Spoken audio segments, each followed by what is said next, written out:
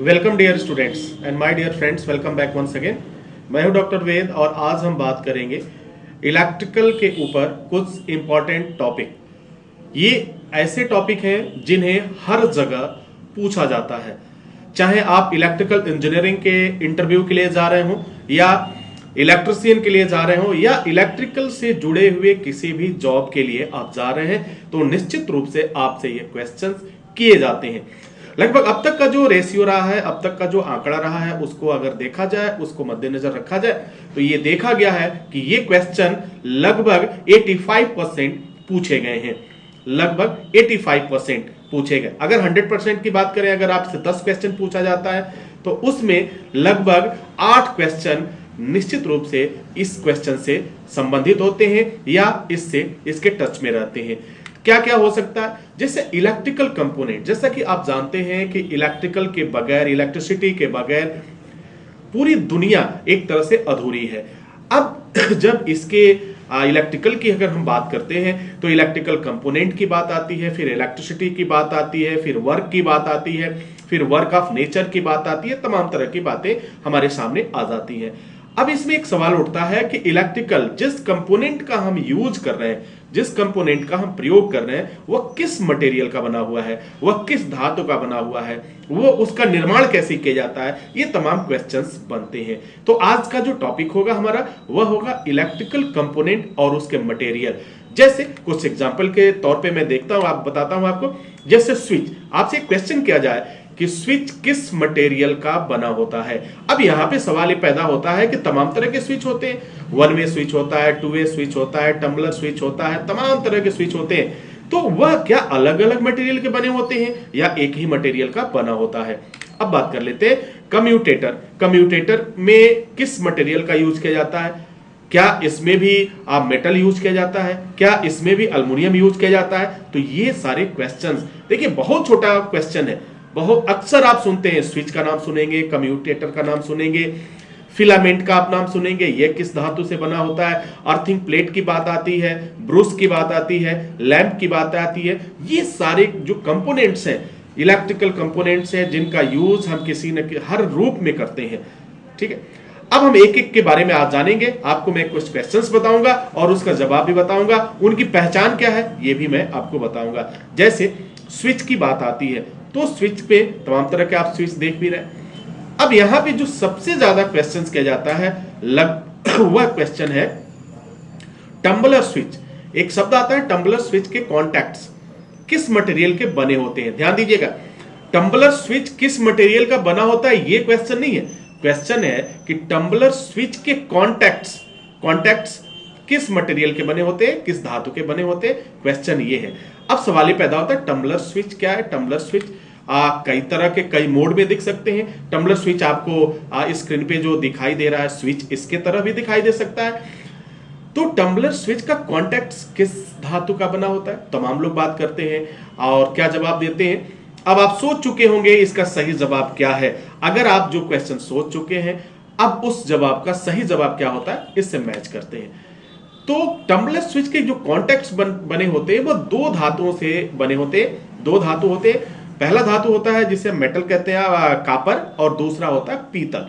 यानी कापर और पीतल के बने होते हैं क्या? टम्बलर स्विच के कॉन्टैक्ट्स।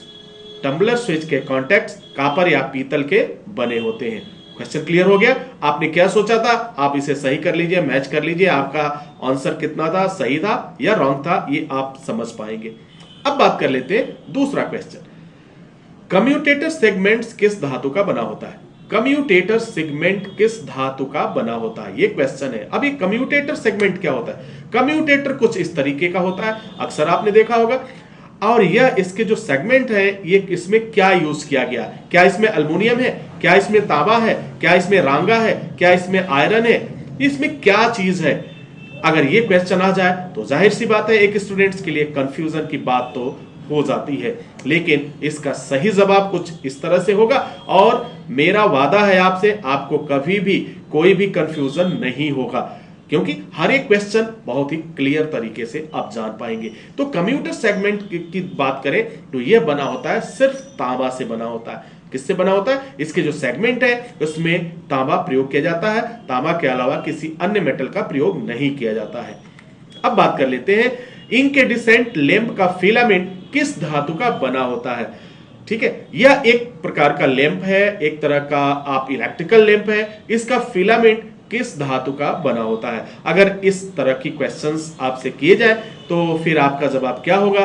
तो रोशनी के लिए हमेशा हम देखते हैं कोई ना कोई इलेक्ट्रिकल कंपोनेंट का यूज करते हैं, इलेक्ट्रिकल डिवाइस का यूज करते हैं। तो ये जो आपका जल रहा है, यह जो लैंप है, इस लैंप का जो फिलामेंट है वो किसका बना हुआ है? यानी एक क्वेश्चन क्या कह रहा है, क्वेश्चन को समझिए और फिर आंसर दीजिए। देखिए मजा आएगा और बहुत अच्छे तरीके से आप दे पाएंगे, आपका कॉन्फिडेंस भी बहुत अच्छा इंक्रीज होगा और पहली बार में आप इंटरव्यू भी पास कर पाएंगे।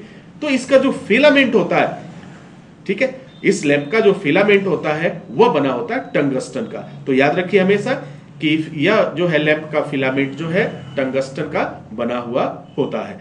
नेक्स्ट क्वेश्चन हमारे पास आता है, फ्लोरोसेंट ट्यूब लाइट के अंदर स्पेस में क्या होता है?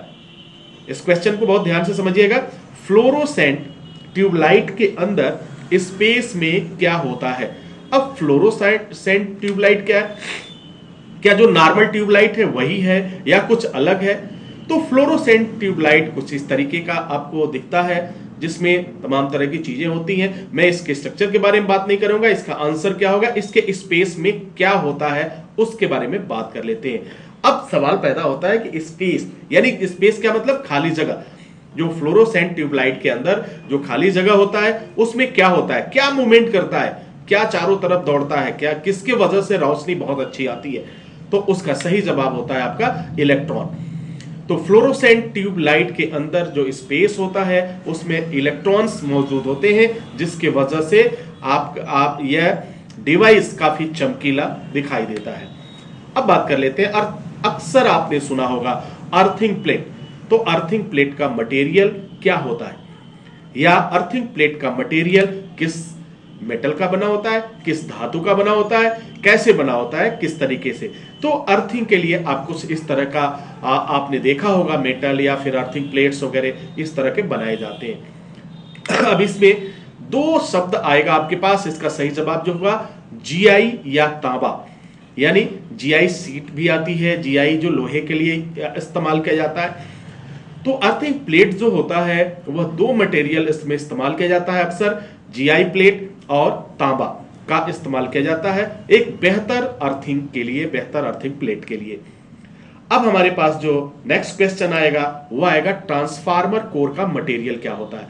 ट्रांसफार्मर कोर का मटेरियल किस धातु का बना होता है? ट्रांसफार्मर कोर जो होता है उसमें कौन सा मटेरियल प्रयोग किया जाता है, कौन सा मटेरियल यूज किया जाता है? तो ट्रांसफार्मर का जो कोर बनता है, ठीक है, अब ट्रांसफार्मर का सब ध्यान रखिएगा, ट्रांसफार्मर का कोर पूछा जा रहा है, यहां पे केवल ट्रांसफार्मर नहीं पूछा जा रहा। तो यहां क्वेश्चन है आपका ट्रांसफार्मर कोर का मटेरियल क्या होता है। तो ट्रांसफार्मर कोर का मटेरियल जो होता है वह होता है सिलिकॉन स्टील। ट्रांसफार्मर कोर का मटेरियल जो होता है वह किस चीज का होता है? सिलिकॉन स्टील का बना हुआ होता है। अब नेक्स्ट क्वेश्चन के बारे में बात करेंगे, डीसी जनरेटर का ब्रूस मटेरियल का नाम बताइए। यानी डीसी जनरेटर जो होता है उसके अंदर एक ब्रूस होता है जिसके वजह से क्या मिलती है? सप्लाई मिलती है, आपको करंट मिलता है। आपने देखा होगा कुछ इस तरीके की चीजें लगी होती है डीसी जनरेटर में और यहीं से करंट मिलता है। अगर ये खराब हो जाए तो फिर आपको सब चीज सही है, मशीन चल रहा है, मैकेनिज्म बहुत अच्छा है, लेकिन आपको सप्लाई नहीं मिलती है, इलेक्ट्रिसिटी नहीं मिलती है। तो यह ब्रूस जो है वह किस मटेरियल का बना होता है, किस धातु का बना होता है? इसका सही जवाब होता है आपके पास कार्बन। यानी डीसी जनरेटर का ब्रूस मटेरियल कार्बन का बना होता है। कार्बन के अलावा किसी भी धातु का प्रयोग नहीं किया जा सकता है।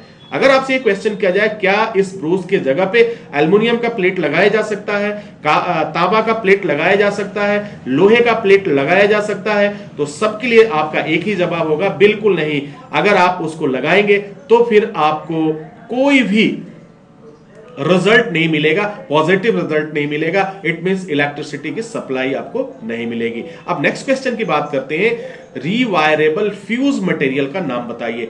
यानी रीवायरेबल फ्यूज जो होता है मटेरियल, फ्यूज मटेरियल जो है उसका नाम आपको बताना है। ये कुछ इस तरह से दिखने को मिलता है आपको, इस तरह से आप देख सकते हैं। इसमें फ्यूज बांधा जाता है। तो इसमें क्या होता है, इसमें 3 चीजें प्रमुख रूप से पाई जाती हैं जिसे आप लेड, टीन और अलॉय के नाम से जानते हैं। रिवायरेबल फ्यूज मटेरियल में लेड, टीन और अलॉय यूज किया जाता है। अब इस तरह के क्वेश्चंस आपने देखा। इस अभी तक हम लोगों ने 8 क्वेश्चंस के बारे में देखा और समझा। Dear students and my dear friends, ये सभी क्वेश्चन आपके लिए काफी फायदेमंद साबित होंगे। इनको ध्यान से समझिए, और अगर कोई क्वेश्चन आपको जल्दीबाजी में समझ नहीं पाए होंगे आप, तो इस लेक्चर को दोबारा आप सुनिए, ताकि आपको वो पूरी तरह से कंफर्म हो सके। एक बार मैं पुनः रिवाइज करूंगा कि टम्बलर स्विच के कॉन्टैक्ट्स किस धातु के बने होते हैं। तो टम्बलर स्विच के कॉन्टैक्ट्स कॉपर या पीतल के बने होते हैं। कम्यूटेटर सेगमेंट किस चीज का बना होता है, तांबा का बना होता है। इंकेडिसेंट लैंप का फिलामेंट किस चीज का होता है, टंगस्टन का होता है। फ्लोरोसेंट ट्यूबलाइट के अंदर जो स्पेस है उसमें क्या अवेलेबल होता है, इलेक्ट्रॉन्स होते हैं। अर्थिंग प्लेट किस मेटल का बनाया जाता है, जीआई या तांबा का बनाया जाता है। ट्रांसफार्मर कोर किस मेटल से बनाए जाते हैं, सिलिकॉन स्टील से बनाए जाते हैं।